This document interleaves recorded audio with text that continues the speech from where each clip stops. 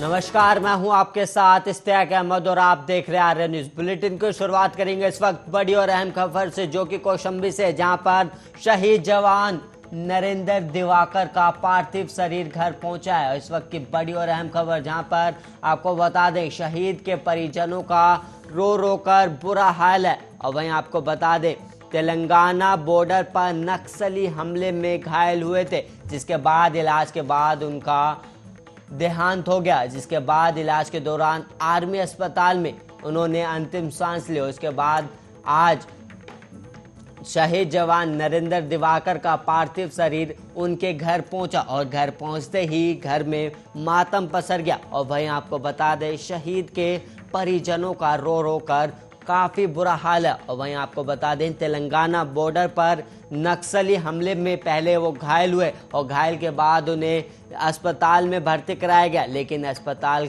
में उन्होंने अपनी अंतिम सांस ली। इस वक्त की बड़ी और अहम खबर, जहां पर शहीद जवान नरेंद्र दिवाकर का पार्थिव शरीर उनके घर पहुंचा और घर जैसे ही पार्थिव शरीर उनका घर पहुंचा, वहां पर लोगों की भीड़ और वहीं घर में रो रो कर बुरा हाल था उनके घर वालों का। और वहीं आपको बता दें तेलंगाना बॉर्डर पर नक्सली हमले में पहले घायल हुए थे नरेंद्र दिवाकर। उसके बाद इलाज के दौरान आर्मी अस्पताल में उन्होंने अंतिम सांस ली। इस वक्त की बड़ी और अहम खबर जो कि कौशाम्बी से है। कौशाम्बी में शहीद जवान नरेंद्र दिवाकर का पार्थिव शरीर घर पहुंचा और वहीं शहीद के परिजनों का पार्थिव शरीर देखकर रो रो कर बुरा हाल है। इसके अलावा आपको बता दें ये जवान तेलंगाना बॉर्डर पर नक्सली हमले में पहले घायल हुआ, उसके बाद इलाज के दौरान आर्मी अस्पताल में शहीद जवान ने अंतिम सांस ली, जिसका नाम नरेंद्र दिवाकर है।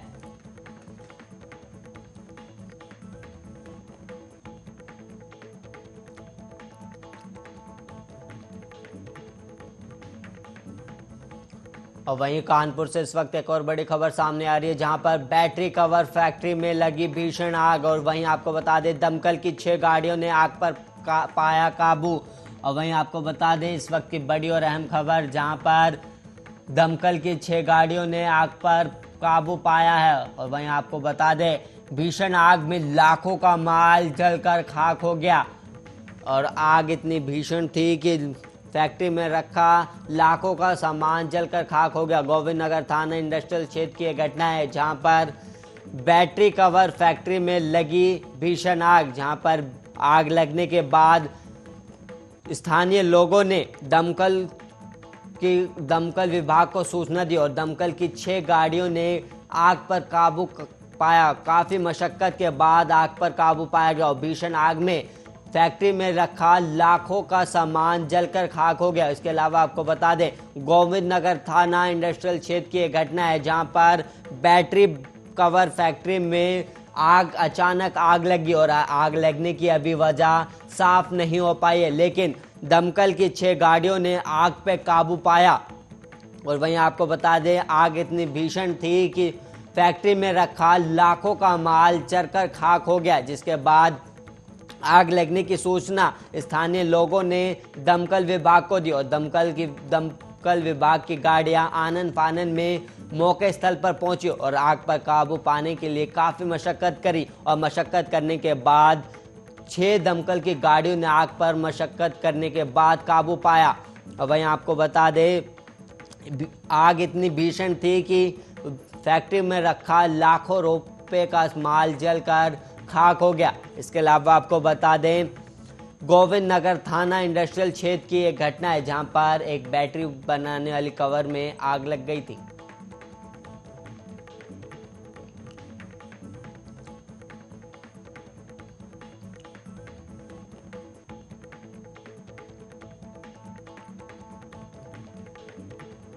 और वहीं इस वक्त एक और बड़ी खबर सामने आ रही है, जहां पर लखनऊ जा रही रोडवेज डिवाइडर पर चढ़ी और इस हादसे में करीब आधा दर्जन लोग घायल हो गए। और आपको बता दें हादसे में करीब आधा दर्जन गंभीर रूप से घायल हो गया। और आगरा फोर्ट डिपो पर बताई जा रही है बस डोकी के 10 माइल स्टैंड के पास की घटना इस वक्त की बड़ी और अहम खबर, जहां पर पुलिस ने कराया निजी अस्पताल में भर्ती। आपको बता दें, लखनऊ जा रही रोडवेज बस डिवाइडर पर चढ़ी और आगरा फोर्ट डिपो की बताई जा रही है घटना, जहां पर डोकी के 10 माइल स्टोन के पास की एक घटना है, जहां पर एक बस डिवाइडर पर जा चढ़ी और वहीं लखनऊ जा रही थी ये रोडवेज बस और रोडवेज बस डिवाइडर पर चढ़ी, जिसके बाद इस हादसे में आधा दर्जन लोग गंभीर रूप से घायल हो गए। वहीं आपको बता दें, इस घटना की सूचना पुलिस को दी गई और पुलिस ने गंभीर रूप से घायल लोगों को निजी अस्पताल में भर्ती कराया गया। और वहीं अभी इस हादसे में किसी के हताहत होने की खबर सामने नहीं आई।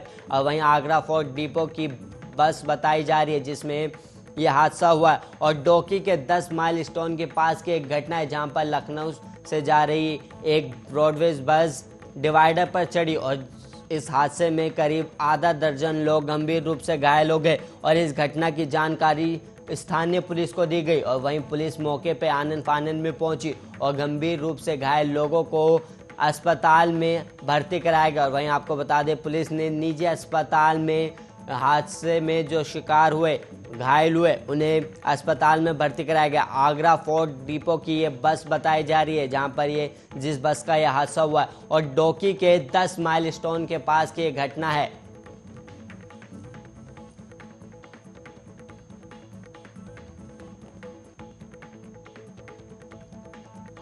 और वहीं जयपुर एयरपोर्ट से मंगलवार को एयर इंडिया की फ्लाइट के यात्रियों को परेशानी का सामना करना पड़ा।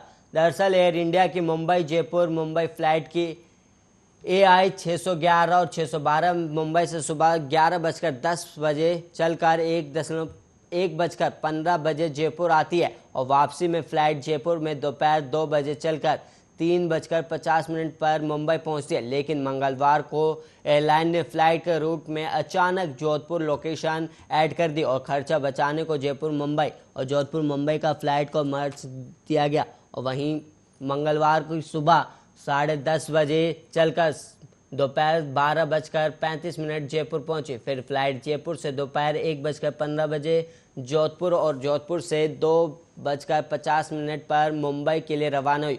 इसके चलते फ्लाइट दोपहर 3:50 के बजाय शाम 4:30 बजे मुंबई पहुंची।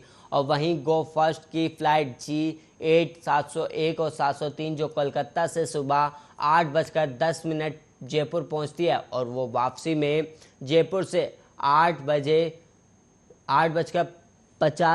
पर फ्लाइट जाती है। वह फ्लाइट एयरलाइन ने संचालन कारणों के चलते मंगलवार को रद्द कर दी थी।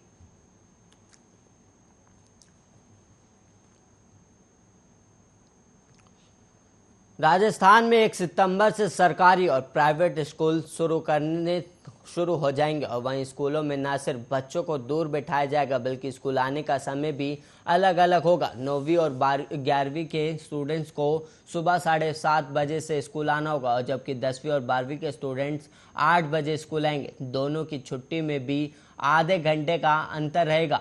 और वहीं माध्यमिक शिक्षा निदेशालय ने ऐसे ही नियमों की सलाह देते हुए सरकार को SOP के प्रस्ताव भेज दें, जिसे सरकार की स्वीकृति के बाद जारी किया जाएगा। राज्य सरकार ने पिछले दिनों कक्षा 9वीं से 12वीं तक के स्टूडेंट के लिए ऑफलाइन क्लासेस शुरू करने की घोषणा की थी। 1 सितंबर से शुरू हो रही इन क्लासेस के लिए सभी सरकारी और प्राइवेट स्कूल को SOP की पालन करना अनिवार्य होगा। और वहीं पिछले सेशन में भी स्कूल शुरू हुए थे, तब भी SOP जारी की गई थी और इस बार लगभग वैसे ही निर्देश दिए गए। और ख़ास बात यह है कि इस बार समय में फेरबदल किया गया। 9वीं और 11वीं के स्टूडेंट्स सुबह 7:30 बजे से 12:30 बजे तक स्कूल आएंगे, जबकि 10वीं और 12वीं के स्टूडेंट्स 8 बजे से 1 बजे तक स्कूल में रहेंगे।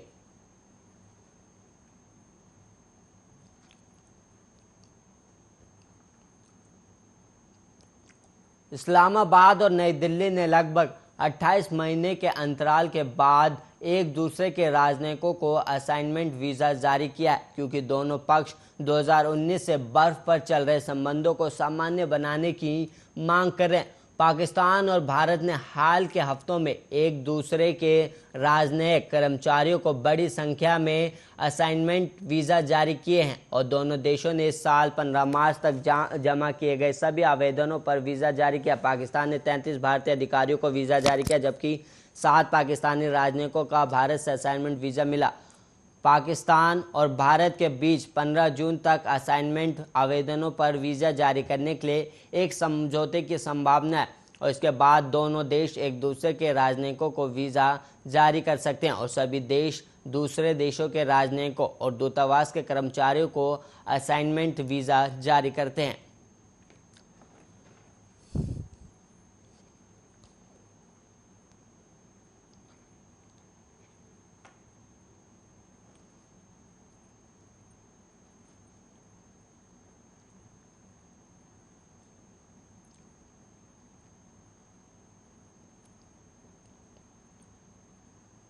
अफगानिस्तान पर तालिबान के कब्जे के बाद से हजारों लोग देश छोड़ने की फिराक में और इस बीच तालिबान ने अफगानी नागरिकों के देश से निकलने पर पाबंदी लगा दी। काबुल एयरपोर्ट पर अब सिर्फ विदेशों को ही जाने की इजाज़त है।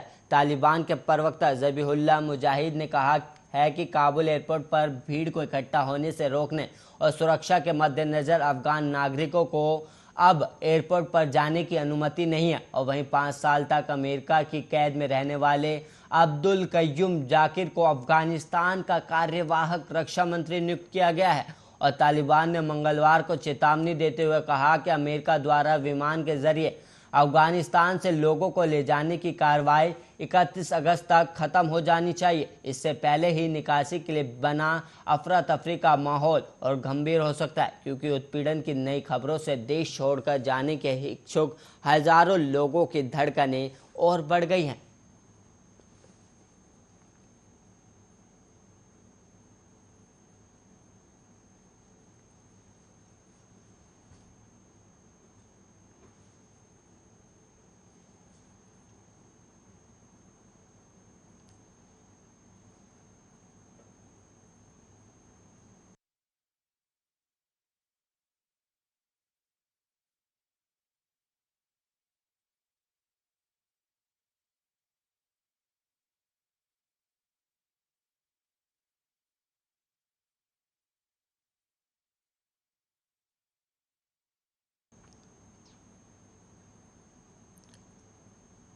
चीन ने एक बार आतंकी संगठन तालिबान का समर्थन किया है और चीन ने G7 देशों की प्रस्तावित बैठक से पहले चीन ने कहा है कि तालिबान पर प्रतिबंध लगाना सही नहीं होगा। और चीन ने आगे कहा कि अमेरिका और उसके सहयोगियों को अतीत से सबक सीखना चाहिए और समझदारी से काम लेना चाहिए। तालिबान पर नए प्रतिबंध लगाने की G7 नेताओं की योजना पर प्रतिक्रिया पूछे जाने पर चीन के विदेश मंत्रालय के प्रवक्ता वांग वेनबिन ने कहा कि प्रतिबंध लगाने और दबाव बनाने से समस्या का समाधान नहीं होगा। और उन्होंने कहा कि अफगानिस्तान एक स्वतंत्र संप्रभु राष्ट्र है और अमेरिका और उसके सहयोगी को अतीत से सबक सीखना चाहिए और अफगानिस्तान से संबंधित मुद्दों पर समझदारी से काम लेना चाहिए। किसी भी तरह के सख्त प्रतिबंध और दबाव बनाने से समस्या का समाधान नहीं होगा। और हमारा मानना है कि अफगानिस्तान में शांति और पुनर्निर्माण को आगे बढ़ाते हुए अंतर्राष्ट्रीय समुदाय को ये सोचना चाहिए कि लोकतंत्र के बहाने सैन्य हस्तक्षेप को कैसे रोका जाए। हमने ऐसी त्रासदी की पुनरावृत्ति नहीं होनी देनी चाहिए जहां एक देश ने गलती की हो, लेकिन अफगान लोगों और अंतर्राष्ट्रीय समुदाय और विशेष रूप से क्षेत्रीय देशों ने इसकी कीमत चुकाई हो।